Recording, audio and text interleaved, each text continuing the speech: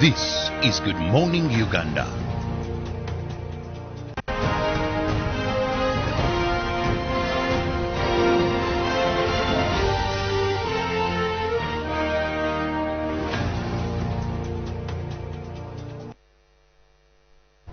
In case you've just joined the show, allow me say good morning to you and thank you so much for you choosing UBC TV as a TV of your choice. Well, we promise to inspire you because that is what we always look forward every morning to inspire Ugandans. We set the agenda, we ensure that you're well versed with the happenings both locally and internationally to kickstart your day an informed person. So make it a date. Every weekday from 6:30 we are here. Today we are going to be looking at opportunities and challenges in labor, that is externalization of labor. Well, many people every day you wake up to win bread for your family. Some do it home, some do it overseas. Since 2007 we've seen a number of Ugandans go to the Middle East as one of the decisions of government to create employment for Ugandans, that where they cannot find employment in Uganda, then there are policies, there are well-stipulated guidelines through which a Ugandan can leave the country and go overseas to make a living, to earn money. However, more times we've seen some Ugandans choosing to take alternative channels, and this is where we've had problems. With me in studios is Achi Chitandwe, who is the CEO in Jazi Limited, one of the companies that are into labor exportation. Since 2007, we've had over 165,000 Ugandans in the Middle East. If you remember, around 2007, many went in Iraq just after the war, and there were more security officers. But around 2000, then there 2015, there came in domestic workers, where the market was opened for countries like Saudi Arabia and the Kingdom of Jordan, where we previously had arrangements. But also not forgetting that COVID-19 now moved in the picture, that is last year. So I want to look at the opportunities, the challenges that even with the pandemic, this sector has been able to thrive. You must remember they also went in lockdown, and it was in early December when they were open to start business again. Hashi, how have you been? Robert, we've been fine right now. Of course, we are back to business, so I think we're getting better now. I'm not seeing the COVID in you, not the disease, but of late now, when you go say, hey, but I'm not seeing the COVID in you. Right. Not meaning the disease, but of course for a sector that was under lockdown. Right. Maybe some people think, people shrink, but you're doing good. Well, one of the most interesting things, Robert, for in this sector is that most of our dealings are out of the country. So what affects the rest of the world affects us directly. But right now, amongst this very interesting scenario, we've also had new opportunities come up, because most people have left these destination countries where they've created a vacuum which we have to fill with our people. So, you know, it's a bit of exactly. Well, before we go any further into this topic, there's one thing I want you to first clarify. Right. Clarify. This is alarming. I witnessed it personally and I felt it wasn't really called for. But when I asked the authorities or the powers that be, they attributed this problem being that is the jam at the immigration offices. Right. For Ugandans who have bothered to take Port Bell Road, you remember that as early as 4 a.m. you'd find young girls, I want to be very specific, young girls, specifically young girls, that are craving to go out of the country in the Middle East and earn a living, mostly in Saudi Arabia where we have agreements. But as early as 4, lines would right from the immigration offices up to, that is this abattoir, meat packers, you see all. And when I asked Jacob Siminyu, who is the spokesperson of this department, he said that these guys now, because market is there, some countries are vacated because of COVID-19, and people are craving for domestic workers, you guys have resorted to getting express passports, and you bring girls as early as 4 a.m. to line in they make queues, wait for their passports, which is really unbecoming. Right. Robert, first of all, I need to make this very categorically clear. There is a demand, yes. But are you aware, Robert, that immigration, they only have one printing machine, passport printing machine, just one, serving the whole country. I think when you realize that you have a big demand, you come up with measures. For example, the upcountry offices, passport offices, are not in operation right now. So what do you expect? And of course, you know, you're telling us that you're phasing out the old passports, bringing in the new passports, and the deadline is April 2022. Yes, exactly. What do you expect? So we have Ugandans, yes, who are seeking employment abroad, who need these passports. Secondly, you also have Ugandans who are replacing their old passports with the new passports. Then you also have Ugandans who are renewing their passports. Definitely, if you've got one printing machine and one printing place, then you expect that jump. But also, blaming the labor companies is also not good at all, because we're not getting these passports for free. We pay for them. If you're paying for an express passport, remember we are using e-passports, applications and stuff like that. So you're given an appointment. We have a very big schedule of when to deploy these Ugandans. So if, for example, I went today, I'm sure I would get an appointment for my passport in probably May or June. So what do you expect when you have a very big demand? So in the end, because they have one printing machine, it becomes very difficult for them. That's why you resort to ensuring that you now stick to express. That is the only way out. That is the only way out. Because previously this wasn't the issue. Is it because of the demand now? It's not Previously, really. these girls were not getting express. It's true, but you see, these are two items. Item one is you have one printing machine serving the whole country.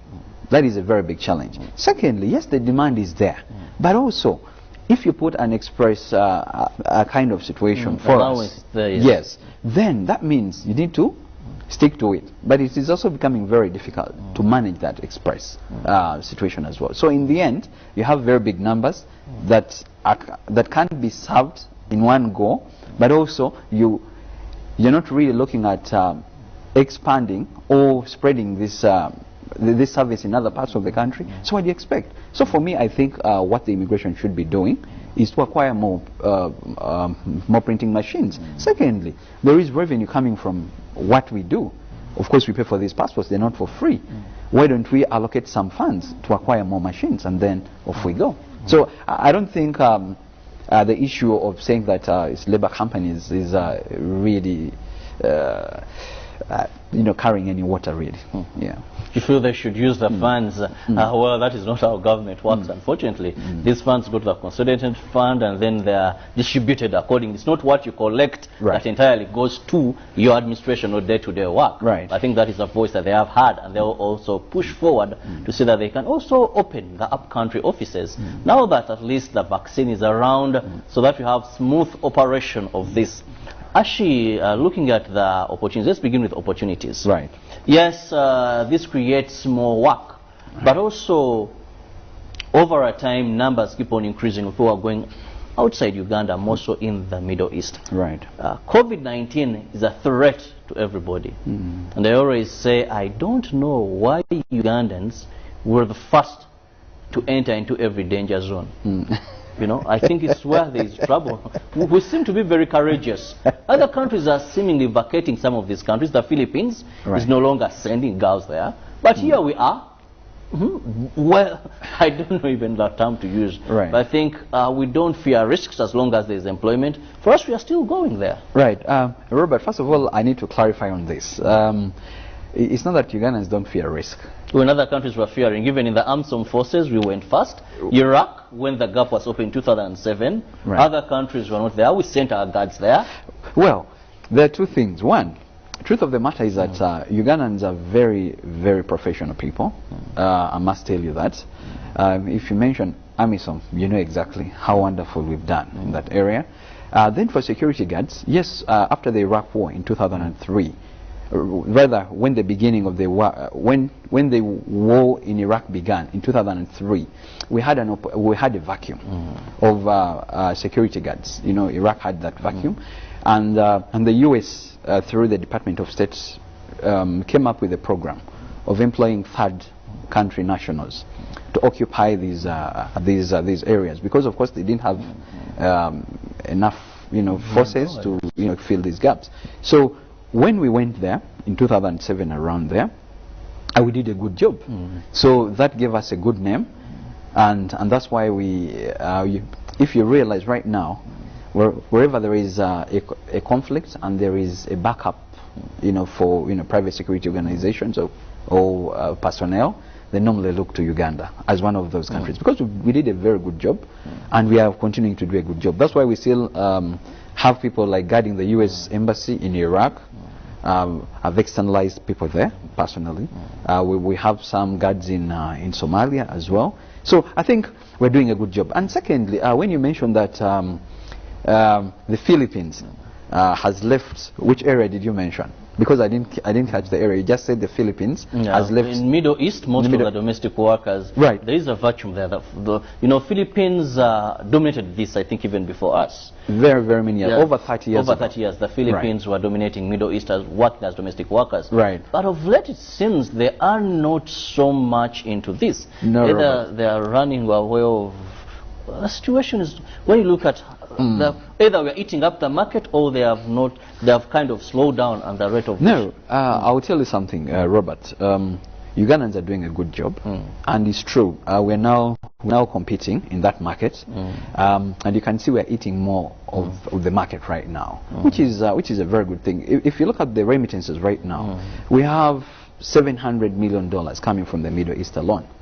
So it shows you that, yes, but in 2010 we had about $51.3 million coming from the same area. So it shows you that yes, there's been a very big growth, and in the end you realize that those remittances affect us positively here as well. So I think it's not a bad thing, and I think the command of the English language has really helped us. The preparation, remember, Robert, we have what we call a pre-departure training we offer to our candidates, where the dissecting culture is tackled, financial literacy, and these other many other topics. Customer care is a very, very big ingredient in this whole training program. So you realize that is also helping us to position ourselves well. Most people think that doing domestic work is the lowest of the lowest. No. It's actually a launch pad for some other opportunities. We've had Ugandans who have left this country doing domestic work, but they're now managers in offices. So it's just a launch pad that gets you where you want. Yes. Looking at some of the opportunities, actually, let's better understand. Right. As Uganda as a country, you've talked about the $700 million that you bring in annually from Ugandans in the Middle East, more so in the domestic sector. Many, I don't want to use that term, but you know how you refer to them here in Uganda, working in houses, and of course like housemaids there. That's what they do the other side. What are some of these opportunities that we can cling on as a country? Well, Robert, actually there are very many opportunities, but mainly domestic work has come along because most people feel that is where the biggest issues are coming from. So one, I need to clarify again.